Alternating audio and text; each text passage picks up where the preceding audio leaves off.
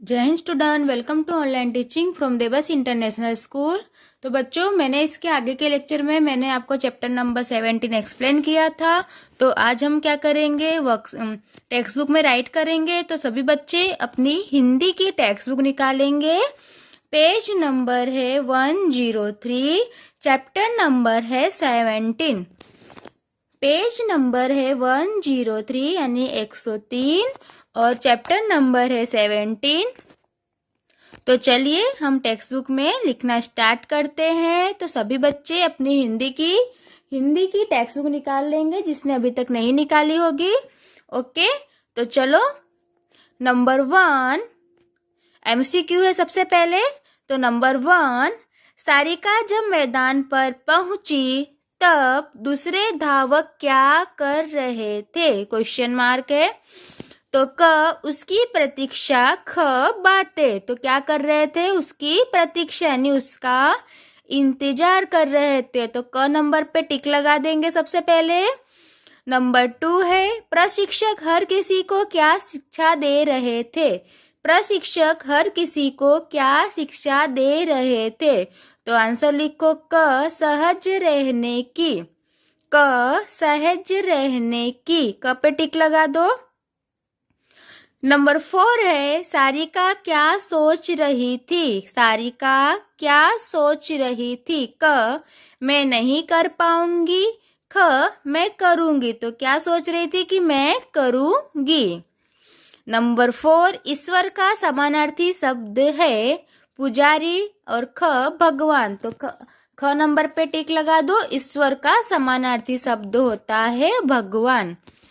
तो यहाँ पर हमने MCQ कंप्लीट किया। तो नंबर 1 फिर से देख लेंगे। नंबर 1 में क, नंबर 2 में क, नंबर 3 में आएगा ख और नंबर 4 में भी आएगा ख। ओके, अब 104 पेज नंबर पर यानी 140।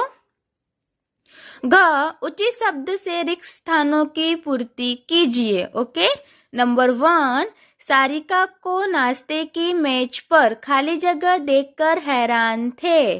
तो खाली जगह में क्या आ जाएगा? परेशान। तो पूरा सेंटेंस क्या हो जाएगा? सारिका को नाश्ते की मेज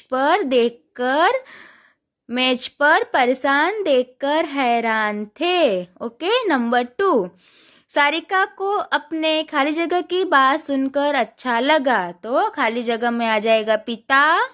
सारिका को अपने पिता की बात सुनकर अच्छा लगा। नंबर 3 है, अपने मन की सारी खाली जगह निकाल दो। तो अपने मन की सारी परेशानियां निकाल दो। ओके, नंबर 4, वो पापा के कहे अनुसार खाली जगह पर लेट गई है। वो पापा के कहे अनुसार खाली जगह पर लेट गई। तो बिस्तर। तो वह पापा के कहे अनुसार खाली जगह पर लेट गई यानी बिस्तर पर लेट गई। कंप्लीट सबका। आगे देखेंगे, निम्नलिखित वाक्यों में रेखांकित शब्द के संज्ञा भेद पहचानिए। तो नंबर 1, हाँ पिताजी। उसने उत्तर दिया यानी जिस पे अंडरलाइन है वो हमें पहचानना है कि वो संज्ञा का कौन सा प्रकार है, कौन सा भेद है।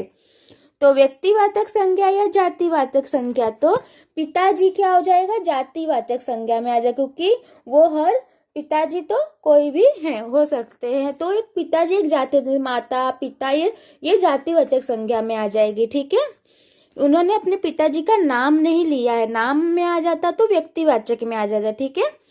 नंबर 2, सारिका ने अपने पिता की बात सुनी। तो देखो यहाँ पे सारिका का नाम आया है, तो सारिका किस में आ जाएगी?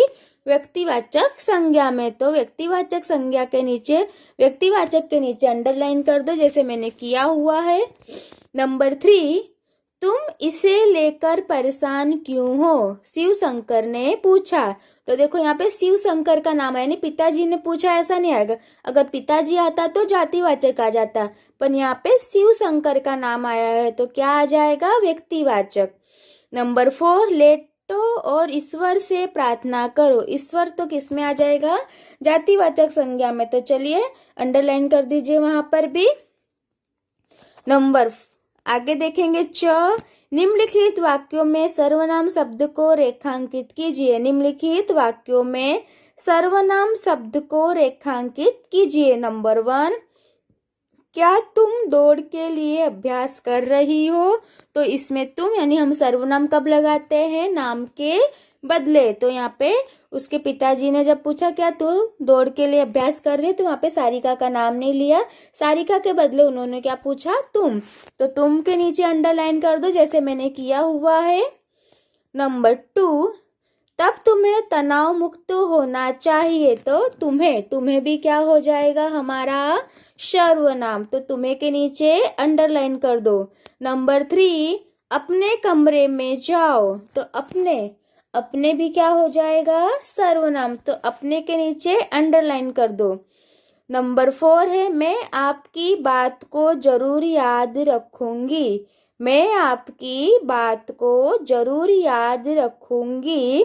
तो मैं और आपकी दोनों के नीचे अंडरलाइन आएगा क्योंकि ये दोनों सर्वनाम है। ठीक है। 6, निम्नलिखित वाक्यों में आगे देखो, पाठ में देखकर सही स्थानों पर विराम चिन्ह लगाइए। तो हमें यहाँ पे विराम चिन्ह लगाना है। नंबर 1 है, तुम इसे लेकर परेशान क्यों हो? शिव शंकर ने पूछा। तो ये हम कब लगाते हैं कि जैसा गया बोला वाक्य वैसा का वैसा ही लिखा जाए, डिट्टो। तो उसे हम डबल इंवर्टेड कोमा में लिखते हैं। तो आगे देखो मैंने लगाया हुआ है ना, पहले मैं डबल इंवर्टेड कोमा से स्टार्ट करो। फिर परेशान क्यों हो के नीचे हो के बाजू में क्वेश्चन मार्क और साथ में डबल इन्वर्टेड कोमा भी लगाएंगे। शिव शंकर ने पूछा, तो लास्ट में वाक्य कंप्लीट हो रहा है तो पूर्ण विराम भी लगाएंगे यानी फुल स्टॉप भी लगाएंगे। ठीक है।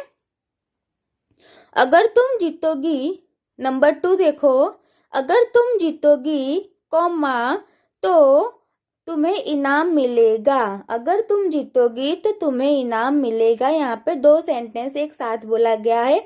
तो जब 2 शब्द बोला जाए उसके बीच में तो अल्प विराम लगाते हैं यानी कोमा। तो दोनों शब्दों के बीच में लगा दो अल्प विराम जैसे मैंने लगाया हुआ है। अब नंबर 3, कुछ सेकेंड में दौड़ खत्म हो गई, सारिका जीत गई। यहाँ 2 सेंटेंस है तो लिखो कुछ शब्दों में दौड़ खत्म हो गई, पूर्ण विराम यानी अंदर गई के बाजू में 1 लाइन करो, सारिका जीत गई और फुल स्टॉप करो जैसे मैंने किया हुआ है। हाँ पिताजी उसने कहा। हाँ पिताजी उसने कहा। तो हाँ पिताजी को भी डबल इंवर्टेड कोमा में लिखेंगे और लास्ट में पूर्ण विराम लगाएंगे जैसे मैंने लगाया हुआ था। आप लोग देख लीजिए कि किस तरह से मैंने पूर्ण विराम लगाया हुआ है। मैंने आपको इसके पहले के लेक्चर में पूरा पूर्ण ग्रामर चला दिया था विराम चिन्ह वाला, तो आपको समझ में वैसे भी आ गया होगा कि हमें कहाँ पे कौन सा चिन्ह लगाना चाहिए। ठीक है। अब देखिए रचनात्मक कार्य। सारिका की तरह पढ़ाई के अतिरिक्त तुम कौन से क्षेत्र में आगे बढ़ना चाहोगे? अपने मनपसंद खेल के बारे में कक्षा में चर्चा करिए। तो देखो यहाँ पर क्या है कि देखो सारिका पढ़ाई के साथ साथ उसको इंटरेस्ट था दौड़ में। तो आपको पढ़ाई के साथ साथ खेल, कौन सी खेल में यानी कौन से प्ले आपको करना अच्छा लगता है, उससे आपको क्या करना है, सोचना है और उसके बारे में 5 लाइन अपनी RNV की नोटबुक में आपको राइट करना है। तो कॉर्नर पे आप इसे HW कर दीजिए। आपको सोचना है कि आपको खेल के साथ और कौन से पढ़ाई के साथ और क्या चीज खेलना अच्छा लगता है, आपको किसमें ज्यादा इंटरेस्ट है, उसे आपको क्या करना है, आपकी RNV की नोटबुक में 1 टाइम राइट करना है। ओके। अब आप अपनी हिंदी की टेक्स्ट बुक रखकर हिंदी की CW की नोटबुक निकालेंगे और हम कुछ क्वेश्चन आंसर साथ में राइट करेंगे। मैंने आपको इस चैप्टर के शब्दार्थ ऑलरेडी लिखा चुके हैं। तो शब्दार्थ के बाद हम लिखेंगे क्वेश्चन आंसर, कुछ लिखेंगे तो लिखेंगे स्टार, प्रश्नों के उत्तर लिखिए। सभी लोग हिंदी की CW की नोटबुक निकाल लीजिए जिसने नहीं निकाली है। शब्दार्थ के बाद नए पेज पर स्टार्ट करेंगे स्टार, प्रश्नों के उत्तर लिखिए। चलिए नंबर 1, शिव शंकर हैरान क्यों थे? Question mark. क्या है हमारा क्वेश्चन? शिव शंकर हैरान क्यों थे? तो उत्तर लिखो, सारिका को नाश्ते की मेज पर परेशान देखकर शिव शंकर हैरान थे। Full stop. सारिका को नाश्ते की मेज पर परेशान देखकर शिव शंकर हैरान थे। तो क्वेश्चन नंबर 1 कंप्लीट। अब लिखेंगे क्वेश्चन नंबर 2। क्वेश्चन नंबर 2 है, सारिका के प्रशिक्षक क्या कहना था। सारिका के प्रशिक्षक का क्या कहना था। तो उत्तर लिखो। सारिका के प्रशिक्षक का कहना था कि वह दौड़ जीत सकती है। सारिका के प्रशिक्षक का कहना था कि वह दौड़ जीत सकती है। नंबर 3 लिखेंगे, शिव शंकर ने सारिका को ईश्वर से क्या मांगने के लिए कहा। नंबर 3 लिखो। शिव शंकर ने सारिका को ईश्वर से क्या मांगने के लिए कहा। तो उत्तर लिखो। शिव शंकर ने सारिका को ईश्वर से अतिरिक्त ऊर्जा की। शिव शंकर ने सारिका को ईश्वर से अतिरिक्त ऊर्जा की सहायता मांगने को कहा। आंसर यहाँ कंप्लीट था। मैं एक बार फिर से रीड कर देती हूँ। शिव शंकर ने सारिका से अतिरिक्त ऊर्जा की सहायता मांगने को कहा। तो नंबर 3 कंप्लीट। अब लिखेंगे नंबर 4। नंबर 4 है हमारा, सारिका के द्वारा प्रतियोगिता। लिखो। सारिका के द्वारा प्रतियोगिता जीतने पर माता पिता ने उसे क्या आशीर्वाद दिया। Question mark. सारिका के द्वारा प्रतियोगिता जीतने पर माता पिता ने उसे क्या आशीर्वाद दिया। Question mark. उत्तर लिखेंगे।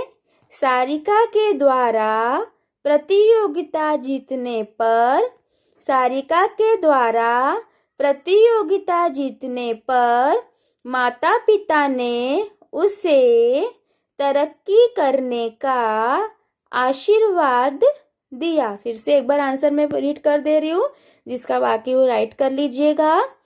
सारिका के द्वारा प्रतियोगिता जीतने पर माता पिता ने उसे तरक्की करने का आशीर्वाद दिया।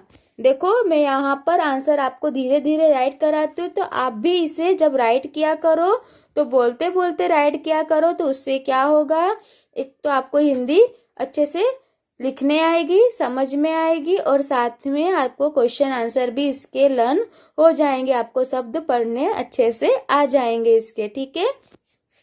तो यहाँ पर हमने टेक्स्ट बुक में और नोटबुक में क्या किया, आज इसका वर्क कंप्लीट किया इस चैप्टर का।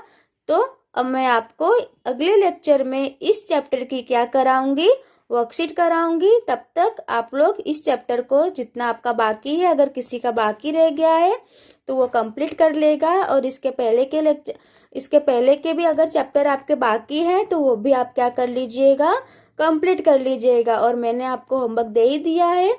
ठीक है। तो समझ में आ गया। आज हमने टेक्स्ट बुक और नोटबुक में कुछ क्वेश्चन आंसर किए हैं। अब नेक्स्ट लेक्चर में इसकी वर्कशीट करेंगे। ठीक है।